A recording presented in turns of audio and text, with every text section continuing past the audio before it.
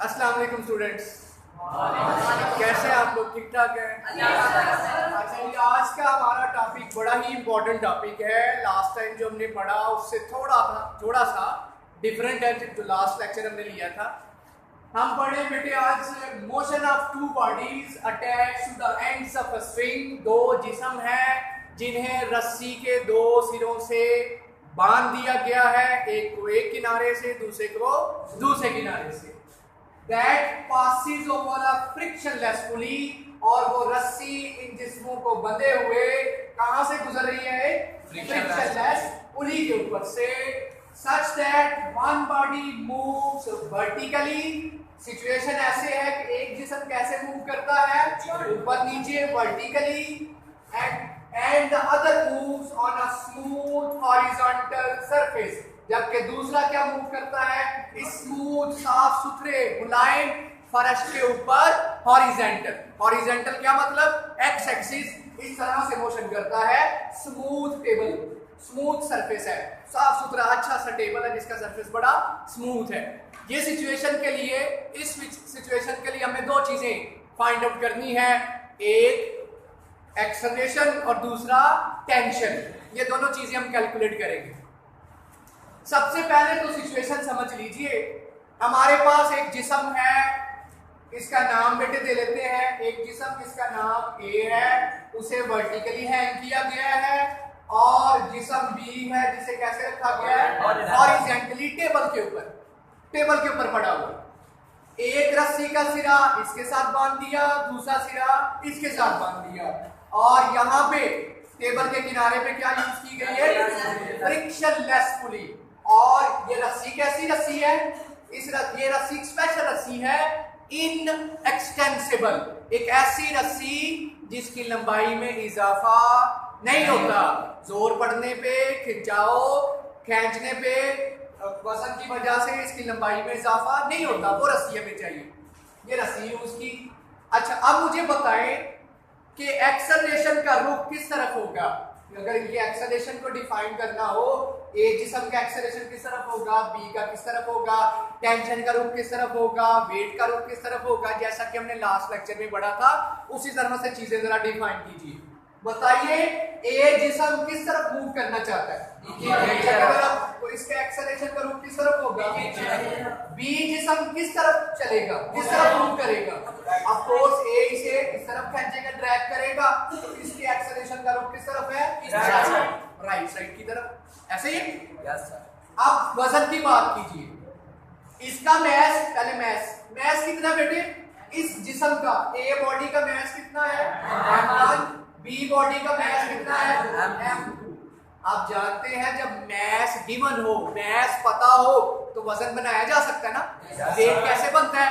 Mess को किससे multiply करने से? ग्रेविटेशनल एक्सेलरेशन के साथ। तो बताइए इसका वजन कितना होगा और किस तरफ होगा? वेट हमेशा किस तरफ होता है? तो बताइए इसका वजन कितना होगा? ए बॉडी का वेट कितना होगा? ए का मैस कितना है? m1। तो वेट कितना आ जाएगा? m1g। इसी तरह से इसका वेट किस तरफ होगा? Right side, left side, up side या डाउन साइड? नीचे की तरफ। वेट डाउनवर्ड है, और वो कितना होगा? m2g।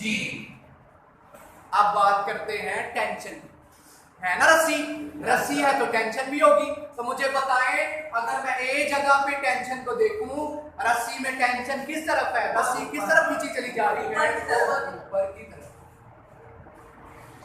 और यहाँ टेंशन किस तरफ? Right side. रस्सी एक ही है, इसलिए टेंशन भी क्या है? एक ही है। यही टेंशन यहाँ भी अपना रोल अदा करेगी, यहाँ भी रोल अदा करेगी। यहाँ अपना रोल क्या अदा करेगी? इसे किस तरफ खींचेगी? टेंशन किस तरफ खींचेगी? राइट साइड पे। तो यहाँ टेंशन का रुख किस तरफ है? Right side. यहाँ टेंशन का रुख किस तरफ है? ऊपर। तो इसे आप पैराग्राफ की शक्ल में, स्टोरी की शक्ल में लिख लेंगे। Let's suppose we have two bodies, A and B. A having mass m1 and B having mass m2. A is vertically hanged and B is horizontally क्या है जी? On the table. A का वजन कितना है? m1g और acceleration downward. B का वजन कितना है m2g और एक्सेलरेशन राइट साइड। ए की जगह पे टेंशन रस्सी में तनाव खिंचाव किस तरफ है ऊपर की तरफ, और बी की वजह से रस्सी में टेंशन किस तरफ है राइट साइड की तरफ। ये सारी स्टोरी हम पैराग्राफ की जगह। अब क्या करेंगे जो हमारा मेन कंसर्न है, अब मुझे बताएं क्या करना है लास्ट टॉपिक की तरह, हमें क्या मालूम करना है। नेट फोर्स किसके लिए for body A, net force for body B body के लिए, पहले ए बॉडी के लिए काम करते हैं फिर बी के लिए। क्या लिखूंगा मैं फॉर बॉडी ए जिस्म के लिए क्या करूंगा मुझे बताइए। ए बॉडी पे नेट फोर्स कितनी लग रही है, नेट फोर्स एक्टिंग ऑन ए, कितनी फोर्सेस है ए जिस्म पे फोर्स है देखें दो, एक वजन नीचे की तरफ और एक टेंशन ऊपर की तरफ। कौन सी बड़ी है आप बताइए, इसमें कौन सा फैक्टर बड़ा है जो उसे नीचे खींच रहा है, तो क्या आएगा कौन सा फैक्टर पहले आएगा m1g और माइनस क्या होगा d। माइनस क्यों आता है बेटे, क्योंकि अगर वेट पॉजिटिव तो टेंशन नेगेटिव, बड़ी माइनस छोटी, इस तरह से किया जाता है। और मुझे बताएं न्यूटन ने नेट फोर्स क्या बताई थी, नेट फोर्स का क्या कुलिया था न्यूटन के सेकंड लॉ के मुताबिक। इस नेट फोर्स की जगह हम क्या दर्ज कर लेंगे, this net force will be equal to ma। कौन सा m आएगा, किसके लिए कर रहे हैं फर्स्ट बॉडी के लिए, यहाँ पे क्या आ जाएगा m1a, यहाँ पे क्या आ जाएगा m1g माइनस d। ये हमने कैलकुलेशन किसके लिए कर ली फॉर बॉडी। यही काम अब हम किसके लिए करेंगे फॉर बॉडी बी बॉडी के लिए, क्योंकि नाम हमने बी रखा है इसलिए हम 1 2 की बजाय क्या लेंगे फॉर बॉडी बी। अब मुझे बताएं बी पे 3 काम हो रहे हैं, 3 फोर्सेस लग रही हैं, कौन सी फोर्स बेटे, फोर्स की बात हो रही है, 3 फोर्सेस बी पे लग रही है। कौन सी तरफ गौर कीजिए, वेट किस तरफ नीचे की तरफ, रिएक्शन की फोर्स किस तरफ ऊपर की तरफ। क्या हमने नहीं पढ़ा कि जब कोई चीज स्मूथ पड़ी हो टेबल पे या किसी चीज पे तो 2 फोर्सेस लगती हैं, एक वजन नीचे और रिएक्शन ऊपर। पड़ी हुई है ना, ये तो नहीं पड़ी हुई, ये तो लटकी हुई थी, इसलिए यहाँ रिएक्शन की बजाय क्या था टेंशन थी। तो यहाँ बताइए जरा वजन नीचे और टेंशन ऊपर, क्या लिखेंगे in case of body B वजन किस तरफ है, पहला लिखेंगे कौन सी फोर्स सबसे पहली है वेट की फोर्स, और उसकी सीमत किस तरफ है weight is acting downward, weight की सीमत किस तरफ है डाउनवर्ड। दूसरी फोर्स कौन सी लग रही है इस पे देखिए जरा रिएक्शन की, और उसकी सीमत किस तरफ है जो एक दूसरे को कैंसिल करती है। तो क्या लिखेंगे रिएक्शन फोर्स और किस तरफ बैकवर्ड, और तीसरी फोर्स टेंशन भी फोर्स है और किस तरफ है राइट साइड। ये 3 फोर्स, यहाँ तो 2 थी और यहाँ कितनी है 3, वजन नीचे रिएक्शन ऊपर और टेंशन राइट साइड। टेंशन किस तरफ अलोंग किस तरफ राइट साइड। अब मुझे बताएं क्या वेट और रिएक्शन बराबर नहीं है, वेट और रिएक्शन बराबर नहीं है, एक दूसरे को क्या कर देंगे कैंसिल। सवाल है जी कैसे बराबर है, क्या ये जिस्म नीचे आ रहा है नीचे आ रहा है नो सर, ऊपर जा रहा है नो सर। जब कोई जिस्म ना नीचे आए ना ऊपर जाए तो इसका मतलब दोनों फोर्सेस क्या आपस में बराबर, और बराबर फोर्सेस क्या कर देती है तो 2 फोर्स तो कैंसिल हो गई, कौन सी बची फिर। जब नेट फोर्स लिखेंगे, चलो लिखते हैं नेट फोर्स क्या लिखेंगे और बॉडी बी नेट फोर्स क्या लिखेंगे जी, क्या लिखूंगा नेट फोर्स किसके बराबर आएगी बताएं, 3 फोर्सेस कौन सी वजन रिएक्शन और टेंशन। क्या लिखूंगा वेट की जगह क्या आएगा m2g, टेंशन की जगह रिएक्शन की जगह r, और तीसरी फोर्स कौन सी है मुझे बताइए क्या ये दोनों फोर्सेस बराबर नहीं है।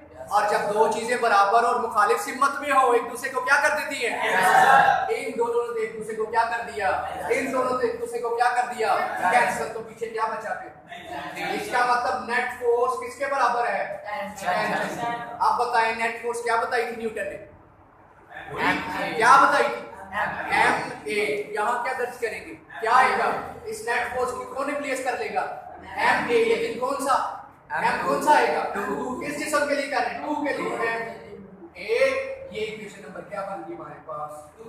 ये फर्स्ट, ये सेकंड कैलकुलेशन ऑलमोस्ट होगी।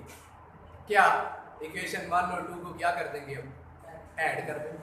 आंसर पहला काम क्या करें? इक्वेशन नंबर 1 और 2 को क्या करें? अब हम ऐड। क्योंकि हमारा कंसर्न क्या है? हम क्या चाहते हैं? क्या मालूम करना? एक एक्सेलरेशन और दूसरा टेंशन। अभी देखिए जवाब आ जाते हैं। पहले मैं 1 और 2 लिखता हूं। क्या थी 1? m1a किसके बराबर आया था? m1g minus t। ये आई थी ना 1। और 2 क्या आई है? m2a किसके बराबर? t। क्या करने जा रहे हैं हम? ऐड। वजह हम क्या चाहते हैं? एक्सेलरेशन। तो देखना ऐड करने से एक्सेलरेशन खुद आ जाएगा। क्या लिखूं? By adding equation 1 and 2। Equation 1 and 2। तो बताएं लेफ्ट साइड में ऐड कर दो, राइट साइड लेफ्ट साइड में ऐड होगी तो क्या बन जाएगा? m1a plus m2a। यहाँ क्या बनेगा? लिख लो m1g माइनस t और ये क्या आ जाएगा? Plus t। कैंसिल हो गए? क्या बचा? यहाँ क्या इनमें क्या कॉमन है? a। तो अंदर क्या बनेगा? m1 plus m2 into a और यहाँ क्या आएगा? m1g। किसकी कीमत चाहिए? a की। a यही रहेगा और ये सारा फैक्टर उधर जा क्या कर देगा? डिवाइड। तो क्या आंसर आएगा? बताइए। a किसके बराबर? m1 over m1 plus m2 और साथ क्या मल्टीप्लाई हो रहा है? ये पहला आंसर। ये इक्वेशन। और चीज क्या निकालनी है? दूसरी चीज क्या निकालनी है? टेंशन निकालने के लिए वेरी सिंपल। क्या हमारे पास दूसरी इक्वेशन? टेंशन का फार्मूला है कि नहीं है?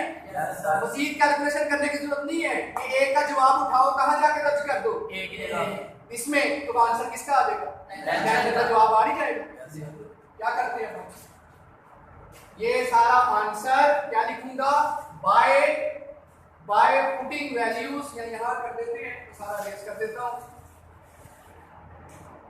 क्या करें बेटे? ये 3 की वैल्यू उठा के कहां रख दे? 4 में, सॉरी 2 में। क्या लिखेंगे? By putting value of equation 3 in equation 2। 2 के अंदर हमें a दिख रहा है और हमें t भी दिख रहा है। तो t के आंसर चाहिए। तो बताइए क्या आएगा जवाब? t किसके बराबर आ जाएगा? m2a। की जगह क्या दर्ज कर दो? ये सारा जवाब। तो क्या आएगा जवाब? m2a। आंसर आ गया। m1 m2 नीचे m1 प्लस m2 सबके साथ क्या मल्टीप्लाई हो रहा है? ये है जी हमारा रिजल्ट इक्वेशन पर। हमने बेटे एक ऐसी मोशन जिसमें 2 बॉडीज किसके साथ अटैच है? एक स्ट्रिंग के साथ, रस्सी के साथ। रस्सी कैसी है? इनएक्सटेंसिबल। कैसे बांधा है? एक वर्टिकली लटकी हुई है बॉडी और एक हॉरिजेंटली है। एक की मोशन वर्टिकल है और दूसरे की हॉरिजेंटल है। उसके लिए हमने टेंशन और एक्सेलरेशन के रिजल्ट्स फाइंड आउट करते हैं। अब ये रिजल्ट्स हम न्यूमेरिकल्स में यूज करके मुस्लिम न्यूमेरिकल सॉल्व कर सकते हैं। So is there any question बेटे?